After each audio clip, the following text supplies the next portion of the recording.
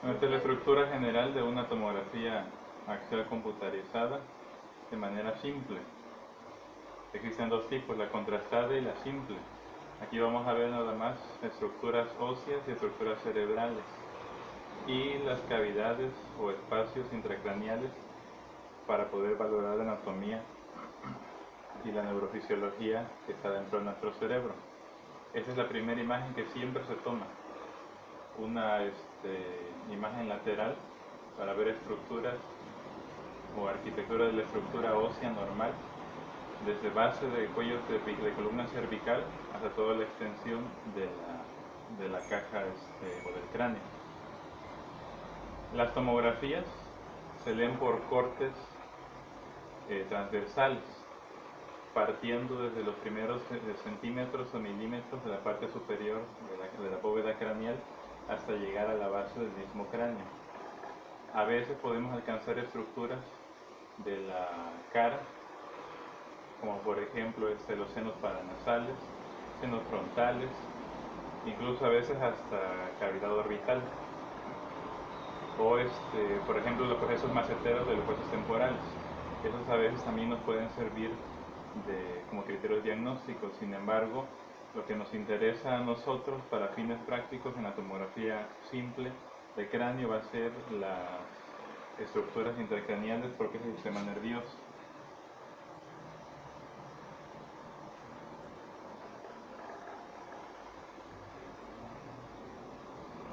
Aquí están las imágenes ampliadas de algunos cortes que integran la tomografía. Esta imagen sola como tal no completa o no cumple los criterios para una tomografía computarizada de cráneo completa. Este es solo uno de los tantos cortes. Para poder interpretar una tomografía necesitamos primero saber de manera normal o de manera imaginaria cuáles son las estructuras que integran nuestra cavidad o nuestra bóveda craneal. Recordemos que el cerebro está dividido por una línea física, en algunos puntos de él imaginaria, en dos, hemisferio derecho y hemisferio izquierdo. Pero también de manera lateral está dividida por cisuras. Fisura de Rolando, que es la que podemos ver aquí. Fisura de Silvio está un poquito más hacia atrás y hacia arriba, pero por el tamaño del corte o por el número del corte en el que estamos aquí no lo apreciamos. Siempre tenemos que estar buscando entonces nuestros puntos de referencia, línea interhemisferial, que parte de aquí, que sería la nuca o la parte occipital del cerebro, hasta la parte frontal del mismo. Estos, por ejemplo, son los terceros ventrículos. Siempre es importante encontrar e identificar las cavidades ventriculares. Aquí se ve un poquito del acueducto de Silvio y aquí un poco del cuarto ventrículo. Esta parte de aquí es cerebelo. ¿Cómo lo podemos identificar? Por esas rugosidades que tenemos que atraviesan la línea interhemisférica. Entonces este corte está en las porciones más bajas de nuestra bóveda craneal, porque ya estamos viendo cerebelo.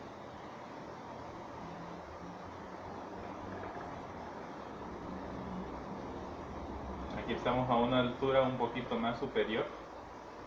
Aquí estamos viendo de dónde surge el líquido cefalorraquídeo.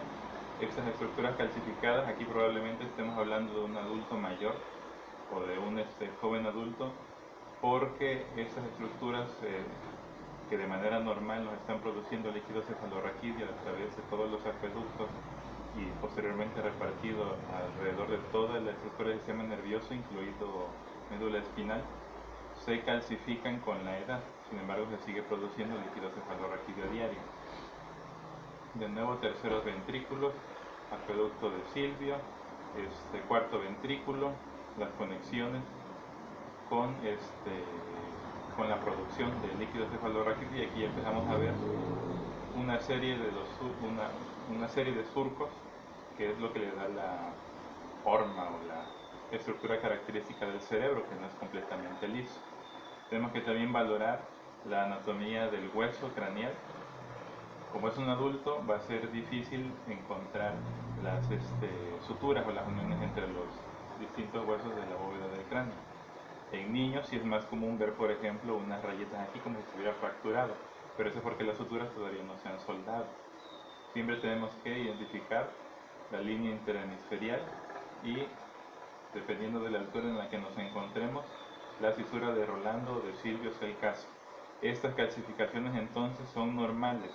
Ojo, tenemos que recordar en dónde se encuentra, porque si encontramos calcificaciones en diferentes partes del cuerpo que no corresponden con las normales, podríamos estar hablando de problemas como cisticercosis, secuestro de algún otro material, por, no sé, por ejemplo, tuberculosis cerebral, alguna operación con con una grapa o clip, por ejemplo, para la situación de las aneurismas. Entonces, cuando veamos calcificaciones a alturas diferentes de las que deberían de estar, hay que preguntarse o hay que investigar de dónde o cuál es la causa de estas calcificaciones.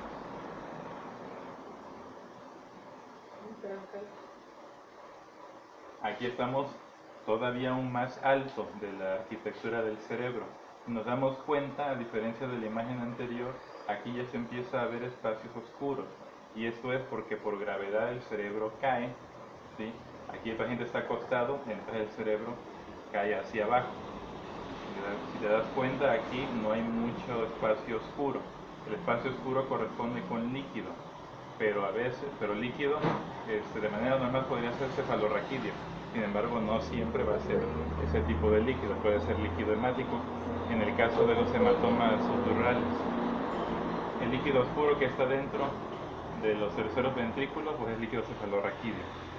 Este tamaño particularmente no debería ser así.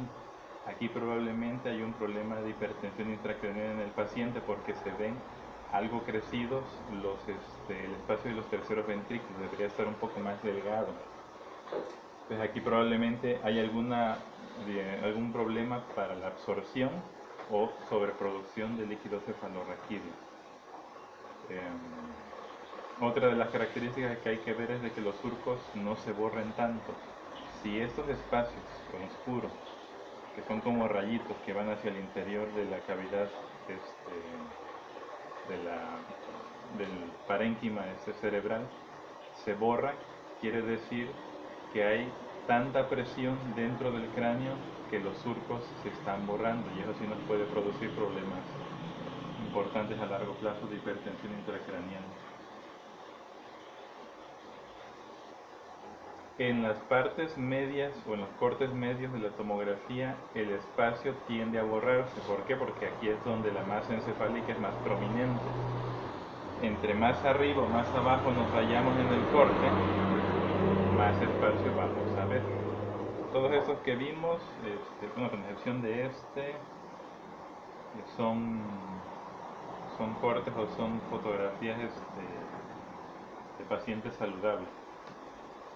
Esta es la placa que se le entrega o que se le da al paciente para revisión en nuestros aparatos de luz. Si te das cuenta son son 24 cortes en total, 25 transversales y uno sagital. El más pequeño pues corresponde con la parte más superior del cráneo, es decir, aquí a unos milímetros arriba pues ya está el pelo. Y conforme van avanzando, vamos bajando en la línea transversal de nuestra bóveda craneal. Uno lo puede leer por el último o desde el primero, ahí depende de cómo tú te acomodes. Si vamos a iniciar de arriba hacia abajo, tenemos que tener en cuenta de que vamos a estar a la altura del piso de bóveda, por eso es que aquí se ve blanco completamente, a diferencia de las otras estructuras que es un poco menos radiopaco. ¿Por qué? Porque este es piso de bóveda, este es el agujero magno, por ahí va a cruzar la médula espinal. Aquí ya tenemos los procesos maceteros del temporal y pues una parte de la lámina de los mismos huesos. Aquí se ven pues, los ojos. Esto de aquí es los senos paranasales formados por el hueso etmoides. el hueso etmoidal y parte de las alas del hueso esfenoidal. También nos sirve para valorar, por ejemplo, si tienes derecho o no el tabique nasal. Aquí se ve un poco de tabique nasal. Hay partes entrecortadas porque recuerda que el búmer es de origen cartilaginoso, no es óseo. En la nariz tenemos dos tipos de tejido, cartílago y hueso.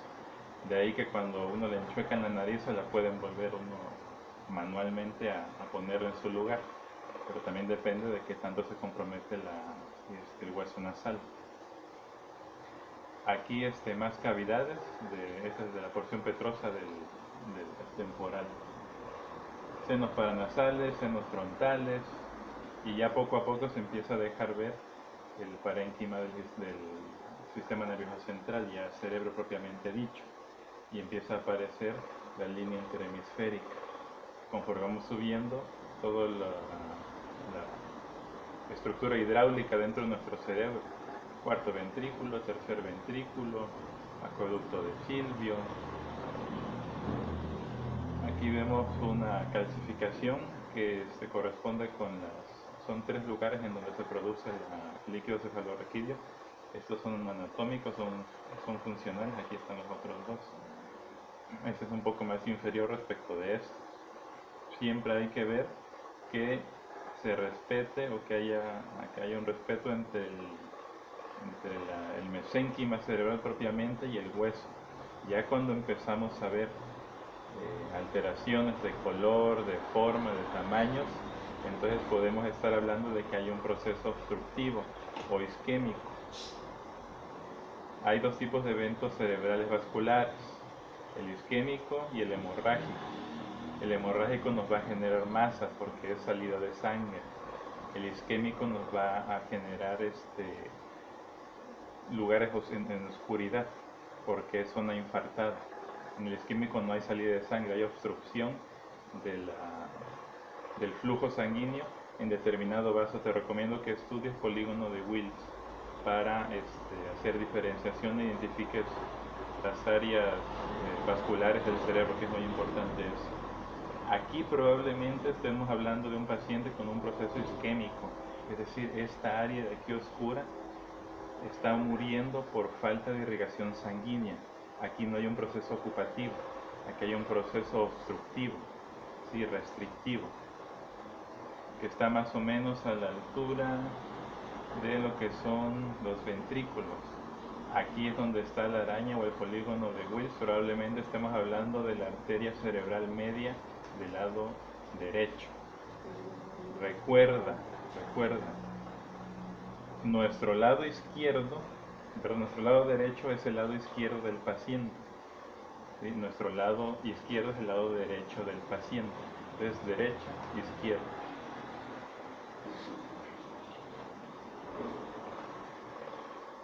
Aquí, a diferencia, sí estamos hablando de un proceso obstructivo. La sangre, cuando entra, o cuando sale más bien, del lugar donde debe de estar, en nuestra imagen la vamos a ver radiopaca, ¿sí? De un blanco intenso. Aquí probablemente se haya metido un poco de medio de contraste para que podamos apreciarlo mejor. O incluso si la sangre ya es muy vieja, pues se nos va a manifestar de esta manera. Esto es un evento vascular hemorrágico. Aquí probablemente es un hematoma subdural porque, como lo identificamos, aquí seguimos viendo la línea oscura que debería estar de manera normal en toda la estructura de nuestro cerebro. ¿Por qué? Recuerda que el cerebro está envuelto en 3 capas, las meninges. La capa más externa, la dura madre, la capa medial, la pia madre, y la última capa o la más interna la aracnoide es la de en medio y la más interna es la pia madre. Aquí probablemente sea un hematoma subdural porque, si te das cuenta, está como que también envuelto junto con el resto de la estructura cerebral. Esto es un hematoma subdural. Probablemente la arteria que se rompió haber sido por un traumatismo o por un evento hipertensivo importante, las arterias posteriores de nuestro polígono de Wills. Incluso hasta podría ser de naturaleza vertebral el vaso sanguíneo de esta porción, porque si te das cuenta, Aquí está cerebelo y enseguida está iniciando ya el proceso ocupativo. Y es importante, ¿eh? Tiene bastante, mira, hasta ¿cómo se llama? Hasta más de la mitad de nuestro cerebro todavía sigue viendo el proceso ocupativo. Aquí no hay hipertensión porque seguimos viendo perfectamente la anatomía de los surcos cerebrales. Entonces, podría estar seguro de que fue por traumatismo craneoencefálico. Entonces, esto es sangre. Como se saca por medio de una evacuación de hematoma, en este caso subdural. Si aquí no hubiera negro, si se confundiera con el hueso, entonces sería un hematoma epidural porque está arriba o está fuera de las meninges. Aquí está un poco mal tomada la placa, se debe haber movido el paciente porque si te das cuenta no es simétrico, quiere decir que estuvo un poquito de lado el cráneo a la hora de tomar la fotografía. Y aquí hay artefacto, quiere decir que la imagen se ve borrosa, como cuando la cámara no enfoca bien y se ve movida. En la tomografía o en cualquier estudio de imagen nosotros le llamamos artefacto, ese es su nombre correcto. ¿Cómo se llaman? Los ventrículos y todas las áreas de los conductos de líquidos cefalorraquídeos también. Eso nada más es un hematoma subdural a nivel occipital, temporo-occipital más o menos, por el nivel tan bajo de la imagen.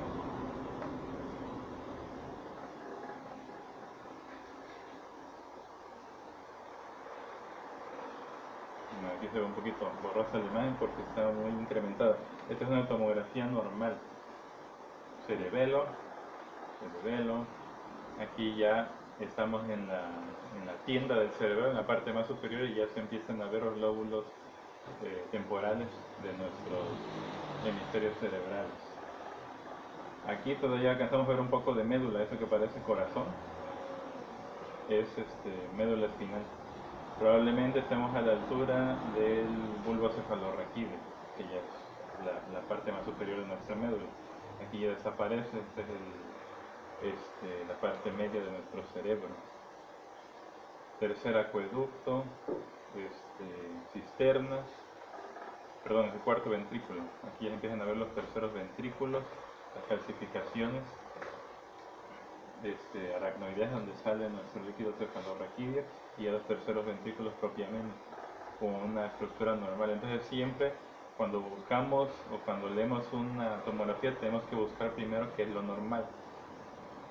Y saberlo, por supuesto, ya una vez que sepamos qué es lo normal y vemos que hay una diferencia, entonces ya podemos decir dónde está lo normal. Entonces lo normal, línea interhemisférica, terceros ventrículos, cuartos ventrículos, procesos aracnoideos, calcificados o no, dependiendo de la edad, surcos, fisura de Rolando.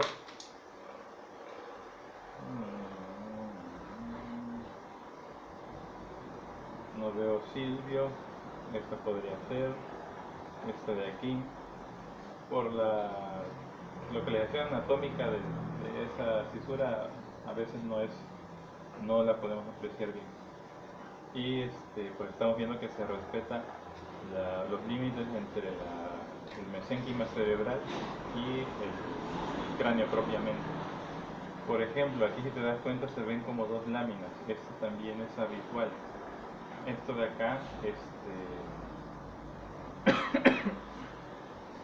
corresponde con piel, pero a veces se pueden ver, si el paciente es muy joven, se puede ver las dos láminas que forma el cerebro, es decir, el cerebro no es un hueso, perdón, los huesos del cráneo no son huesos sólidos, son huesos huecos, están formados por dos placas, una externa y una interna. Entonces a veces podríamos ver una doble imagen, eso también es esperado, es de las dos placas de hueso. Y como valoramos fractura de cráneo, se ve enseguida el hundimiento, como la solución de continuidad se pierde y hay un hundimiento aunque sea mínimo. En las partes externas de la anatomía cerebral vamos a ver blanco, ¿sí? Y en la parte más interna vamos a ver gris. Aquí la imagen se invierte, porque si hiciéramos un corte histopatológico del cerebro, recuerda que la sustancia gris es la externa y la sustancia blanca es la interna. Pero en la imagen se ve